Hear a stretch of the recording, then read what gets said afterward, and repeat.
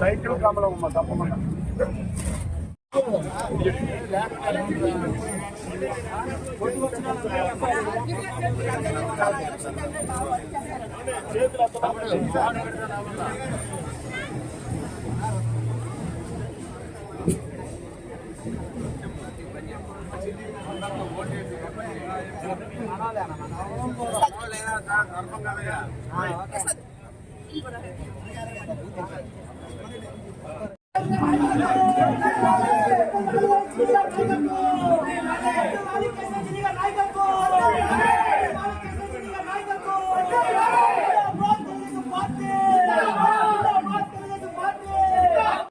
విజయవాడ పశ్చిమ నియోజకవర్గం సంబంధించి ఎవరైతే బీజేపీలో పనిచేస్తున్నారో మైనార్టీ నేతలు వాళ్ళందరూ కూడా నిన్న మీడియాకు వచ్చి ఇలా మాకు ప్రాధాన్యత లేదు, వివక్ష చూపిస్తున్నారు మా పైన, జిల్లా పార్టీ అధ్యక్షులు ఇలా మా మీద వివక్ష చూపిస్తున్నారని చెప్పి వాళ్ళు ఆరోపణలు చేస్తారు. దీనికి సంబంధించి వాళ్ళు సమన్వయం చేసుకునే అవకాశం ఉందా?